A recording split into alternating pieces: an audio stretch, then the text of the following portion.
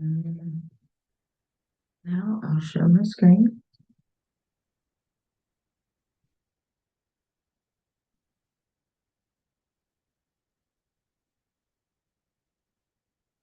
right here.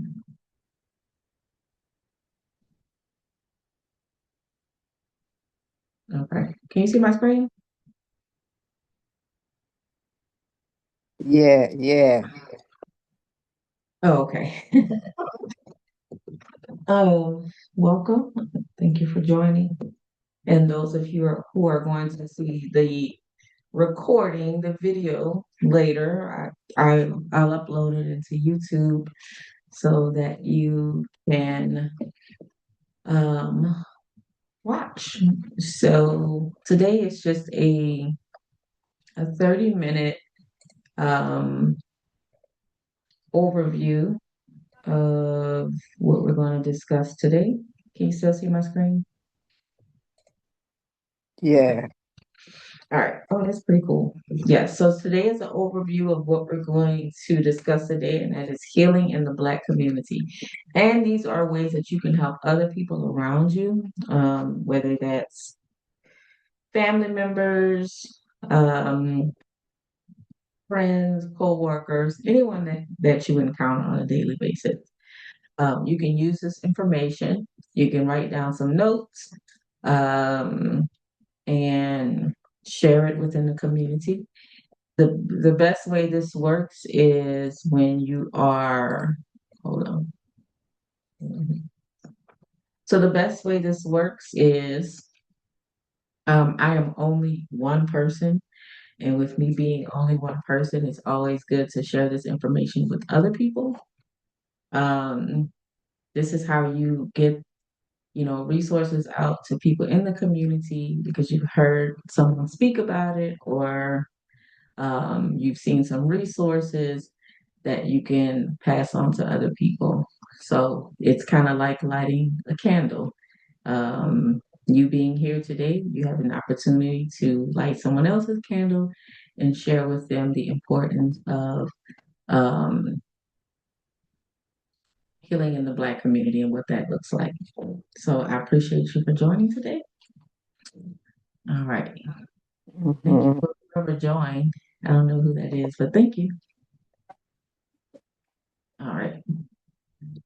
Mm, Okay, so that's the title, Healing in the Black Community. This is a free mental health workshop. It's just a very brief introduction to what we're going to talk about today. And next. Okay, how do I go to the next page? Why it's not letting me? Okay, there we go. All right, so before we begin, you don't have to answer this question. This is just something that I prompted. When was the last time you truly checked in with yourself mentally and emotionally? I guess I can go first just to break the ice.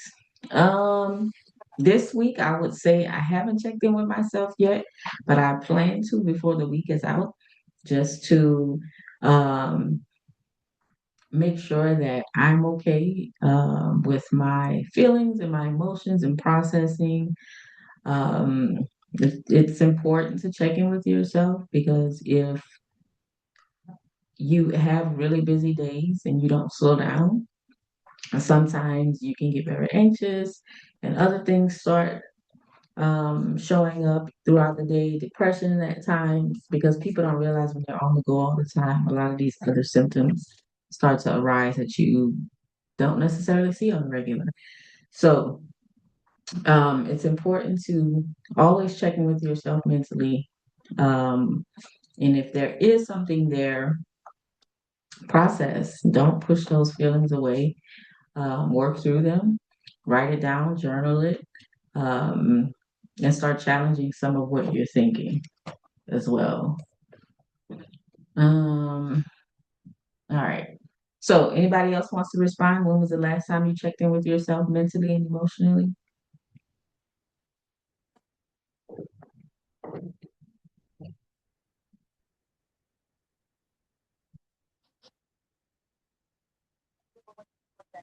I haven't either checked in with myself recently. What stops you from doing that? Is it something that's not on your mind to do? And not, yes, I guess there's something not on my mind. Okay, good. That makes sense. We usually don't check in with ourselves because we're so busy doing other things. With the areas that we tend to check in are with work, we check in with family, all the responsibilities we care, and we tend to neglect our own self, right? Because we're so busy with all these other things. Um, oh, hi, Crystal.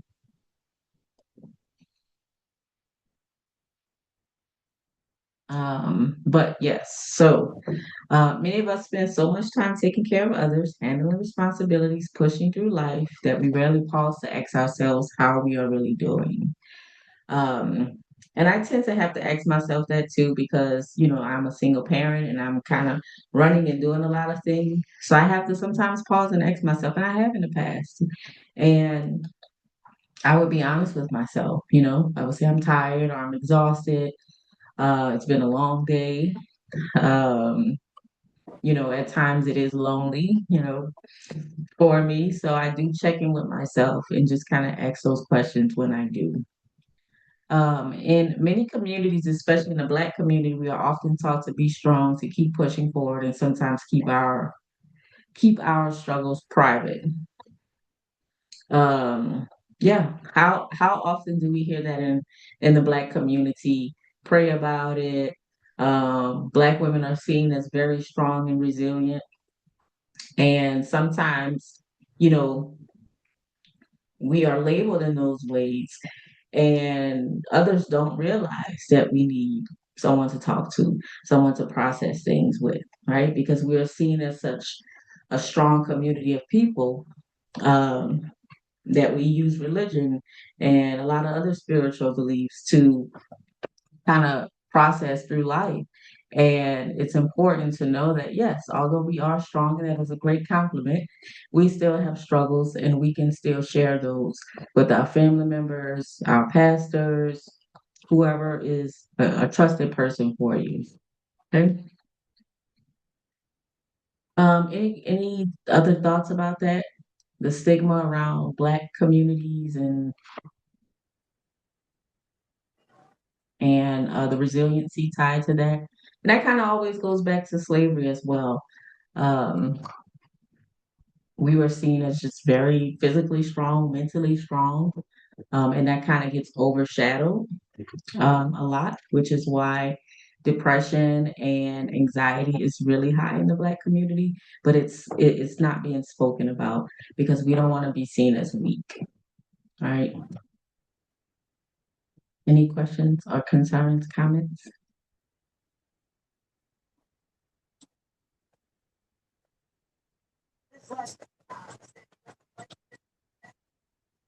Okay. So tonight is about creating a space to talk about mental health, to learn and to reflect on ways we can support ourselves and our communities. Uh, because we can take care of our mental health, we strengthen our families, our relationships, and generations that come after us. And I think you guys had jumped on a few minutes late, but it's important. I was talking about having a candle and this information because I'm only one person, and Black therapists in America only make up about 2% of the population. All right. So I'm only one person. The next African American therapist you may see is very rare. So the information that you get today, you just take that candle and you light somebody else's candle. You pass this information along as much as you can to help others that may need it or some resources. So it's important that we strengthen our families and communities in these ways. Okay, so we're going to discuss mental health in Black community, explore barriers to care, break stigma around therapy, share coping strategies, and encourage healing and support. All right, what is mental health? So mental health is emotional well-being. This is pretty much I'm taking care of myself. When we generally like go to the doctor, we go to the doctor to get checkups for things that are hurting us, or you're sick. Same thing goes for your mental health. A lot of people think that they can overlook, your emotions and the way you feel about things. But for me, in my opinion, I feel like the brain is the most important thing. Um, it is wired um, in a way that everything is connected. How we feel about ourselves, what do we say to ourselves, how do we think about situations? And I truly believe that aspect of the brain kind of um, requires everything else to work properly. And if you are not taking care of your mental health, that can cause other things like physical ailments. A lot of people, in my experience, they experience stomach problems, diarrhea, back pain because of their emotional well-being and not taking care of themselves. So it's really good to pay attention to um, your mental health, your emotional well-beings, things that stress you out, right? That can be family, that can be finances. All of that takes a toll on your emotional well-being. Um, it is also how you cope with stress. So sometimes people cope with stress with substances, drugs, alcohol, sex, food, right? All of these things um, are unhealthy ways to cope. But figuring out how you cope with stress is important to make some small changes, right? How we relate to others. Um, this is a big one because I've learned this over the last few years of respecting other people, right? Sometimes want people to, we want to change other people instead of just respecting who they are. We're not always going to agree with other people's opinions, but I can respect what you're saying, right? Because you are an individual. So it's so important just to be relatable to other people and respect their individualities and their different cultures and beliefs, because not everyone is going to think like us or you, right? And decision making and daily functioning. Decision making is really important because as you start to evolve and get older, your decision making, I hope, is going to change as well. Sometimes when we don't make really good decisions, it can weigh on us. I'll give myself an example. Um, I had got into this roofing company, and the guy came in, and I didn't even slow down. I didn't think about it. I was just like, yeah, that sounds good. And I found myself in something that I shouldn't have been in. And it cost me some money. And thank God, um, the roofing company ended up dissolving. So I didn't get my roof done, but I was in a situation where I could have made a better decision. And I kind of really beat myself up about it because I should have took my time. Um, instead of just jumping in too quick.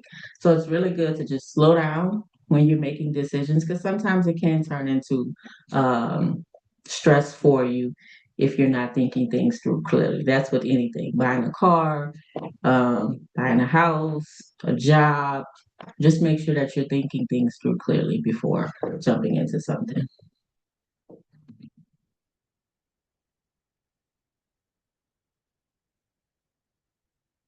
Let's think. Okay. Why this conversation matters. Financial pressures, family responsibility, exposure to trauma, and limited access to care. Um, we all know what's going on right now in our economy and employment and access to resources that can cause a lot of financial pressure.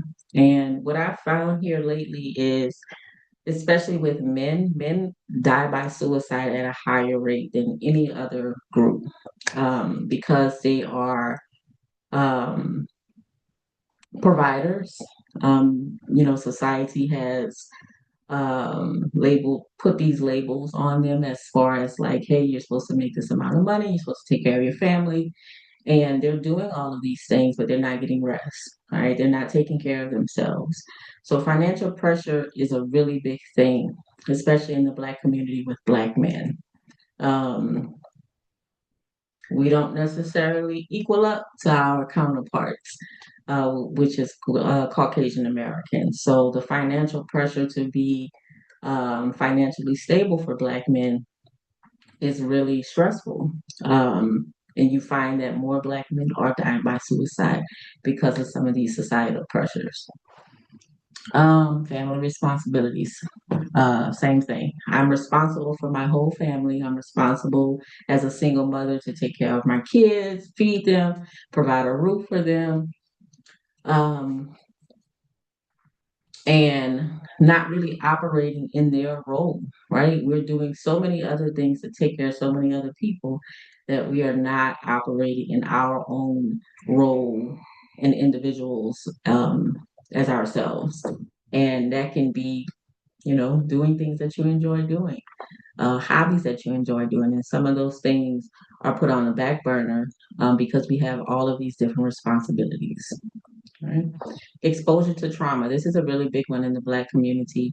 Um, the level of violence that some kids may see, whether that's domestic, um, intimate partner violence, domestic abuse, um, that can be exposure to violence as it relates to community violence, gun violence, all these things, right? Is what the Black community is kind of faced with right now. And with limited access to care, the population is not getting the proper treatment that they need because we don't have enough therapists um, to serve this particular population as well. So trauma is a really big thing, and Black people are not too trusting of, professionals in the mental health field historically because of a lot of things that have happened to Black people. So they sit with that trauma.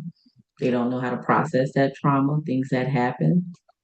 And most of the times the trauma turns into depression and anxiety because they don't have a safe space to talk about these things. Okay? Limited access to care, very big because we just don't have enough resources um, in our communities. We just don't. And this is why more representation of Black professionals is important. Sharing this information is important, but we are needing to work really hard to get more professionals in underrepresented communities um, to provide services for Black Americans. That is an uphill battle. All right. So this is just some mental health facts. Only about 1 in 3 Black adults receive needed treatment because of limited access to care and just trusting the healthcare system. Provider shortages and the stigma remains a major barrier. So we're trying to change the conversation about mental health. We understand that religion is a big part. Um, and community and sharing things with your family members, but family members can only do so much. So we're trying to really change the language around therapy, what that looks like. It is a safe space, a non-judgmental space, and we do have professionals that look like us that are out there on a lot of different platforms that you can talk to. Um, but we're trying to just remove that barrier, that stigma around mental health. We do encourage you if you're having suicidal thoughts, if you've ever had suicidal thoughts, there are resources out there um, that can help.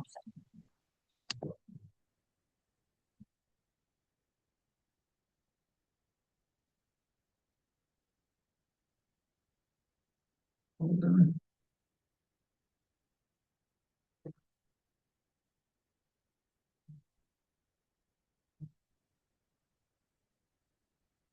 All right. So these are messages that you hear growing up. Be strong, pray about it, keep family business private, and we don't go to therapy. And these things have caused a lot of the people in our community to suffer in silence. Right? We're trying to get away from, not to say that these aren't good, because we, yeah, pray about it, be strong, but this is not the only way. Right?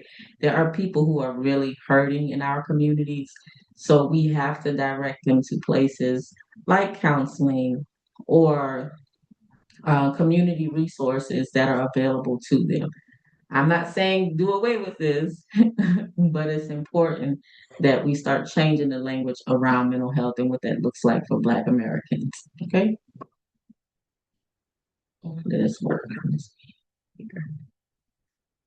All right. These are signs that someone may be struggling. Persistent sadness, anxiety or worrying, difficulty sleeping, feeling overwhelmed, and withdrawing from others. I say this because a lot of these signs over time turn into other things. When someone is persistently sad, you notice some changes in their behavior. I would just ask them, like, hey, are you okay? Is everything okay? I noticed that you've been a little bit different lately. Anxiety, always worrying about things, money, the politics, what's going on in the world, um, finances, all those things, right? Not sleeping at night. These are signs like, okay, I'm usually a pretty good sleep right now. I get about 6 to 8 hours. Here lately, over the past couple of months, I haven't been getting sleep. So those are just kind of warning signs.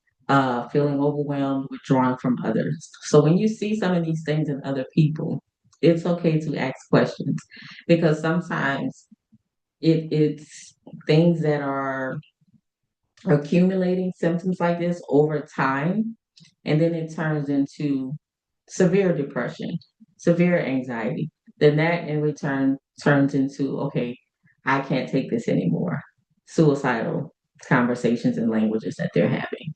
So when, as you know, we're looking at this, these are some things that you yourself can take note of if you notice some change in people who are in your circle. Healthy coping strategies: talk with trusted people, exercise or move, journaling, pray or meditate, and therapy. Um, Talking to a trusted person is very important, preferably somebody that's not judgmental. When someone does come to you and they're having some of these struggles that were just mentioned before, listen, try not to just give quick solutions, pray about it, you know, all the things. Just sit there and just listen, just process with them, right? Sounds like you kind of having a real hard time. We have some resources in the community that we can look up for you if you want to talk with someone. But most of the time, people just need you to listen and just not be judgmental and provide your insight. Because most of the times, our insight is coming from our own experiences, and that may not work for them. Okay, so just listen. That's all. You just listen and validate. Okay, exercise or movement. Exercise is a really good way to regulate your nervous system. Whenever you're feeling anxious or your mood starts to fluctuate, go for a walk, right? Do something quick. I'm not saying like go to the gym, because sometimes that could be, a little bit a barrier, but do something quick. Go outside and take a walk. Um, do some jumping jacks, whatever. These are easy ways to kind of regulate your nervous system. It helps improve your mood, your self-esteem, um, and your overall emotional well-being. So get up and move. Journaling. Some people like journaling. I'm not a journaler, but it works for some people. And prayer and therapy. Okay. All right. So breaking the stigma. for our Black population. Therapy is not weakness. It's actually a strength to speak up and say, I'm hurting and I need someone to talk to. Um, Therapy supports growth and everyone deserves support. Okay. Community healing, safe conversations about mental health, like we're doing now, supporting one another and creating spaces for emotional expression. Okay. And this is just a reflection question. Um, you're free to share if you want. What does healing look like for you? I think healing for me is realizing that growth is a process. And as long as I'm growing and making changes for myself, I'm healing and I can still be healing and growing, right? There's a misconception that, oh, you're still not healed yet. I'm like, no, I may be still dealing with some parts of me, but I'm still growing and moving in the right direction. Okay. So that question, you can sit with that question or you can share if you like. And if you don't want to share, that's fine. But I'll give it a few seconds if anybody wants to answer that.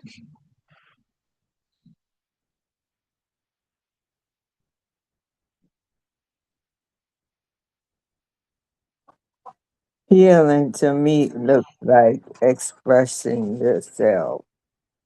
The more you talk about it, express yourselves, the better you'll feel. Mm-hmm. Mm-hmm. Yep. Thank you for sharing. Yeah. Yeah. So it looks different for everybody. Um, and it's not linear. Everyone heals at their own pace. Everyone heals with their own tools. I always say, as long as you're going in the right direction, which is forward, um, you'll get there.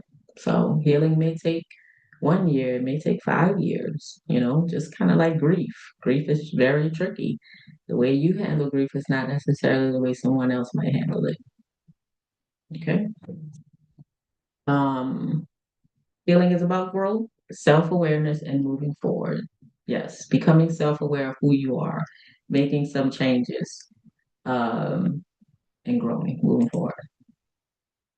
Some resources, therapy and counseling, support groups, community programs, and trusted mentors. All right. Strong communities prioritize mental health. So the information that you get today, you take this information and you share with someone else. If you think, and I like to always kind of do this at the end. Um, Stop sharing. If you the conversation that I have about suicide is because I'm seeing a lot of people die by suicide. Whether that's celebrities, children, right now, African American kids between the ages of 8 and 15, I think. I think those are the numbers. Um, are at a higher rate right now dying by suicide. Why? Because of identity issues, them not loving who they are. And we have to start teaching our Black children about history and the color of their skin.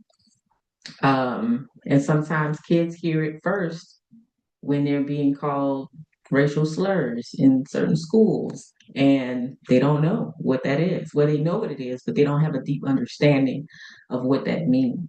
So they internalize that. And once you internalize those thoughts, they think that they're not good enough. So a lot of our young kids, especially our Black children, are dying by suicide at a higher rate because we have to have these conversations with our kids about who we are and not allowing other people to define that for your children. In some ways, you can kind of get ahead of that is having conversations with your children about suicide. This is a true story. Ty told me the other day, she was like, I was talking on the phone with my friend, and he said that he wanted to kill himself. And they are 10 years old. Okay. And I just kind of briefly had a conversation with her, but it is a real thing. It is a real thing that's happening with our kids, especially our Black children. And if you hear a kid say that, You just ask, or if you hear language like, hey, I don't want to do this anymore, I hate my life, I don't want to be here anymore, ask them straight out, do you want to kill yourself? Don't cut around the corners. Don't say all this other language. Do you want to kill yourself? And that's for anybody. If you see or hear certain things from a person and you see behaviors change, ask them directly, do you want to kill yourself? Then, if that is the case, like I've been having thoughts, give them some resources. 988 is the quickest resource that you can give anybody. Don't judge them, listen to what they're saying, and provide them some resources. And ask them, do they have means? Like, do you have a weapon at home? Do you have like medication? Um, or how do you, if you've had thoughts of wanting to kill yourself, how would you do it? So these are just some questions that you can ask. But the biggest indicators are people's mood changes, um, life situations. If something has happened in a person's life that is too overwhelming, um, people tend to turn to suicide because it's too much. So if you know a friend or a family member who may be going through a change, an adjustment, whether that's like legal stuff, divorce, all those things are indicators that someone's health, mental health, can decline. I'm not saying that it will, but it's good to check in on people who have experienced major life changes as well. Okay. Well, that will conclude my presentation. Does anyone have any questions?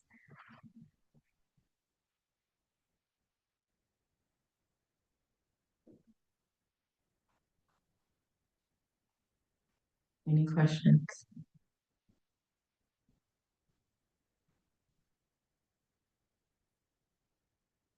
No? Okay. Well, I do appreciate you guys for joining.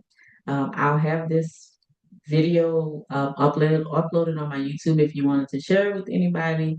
I am licensed in Louisiana and Texas.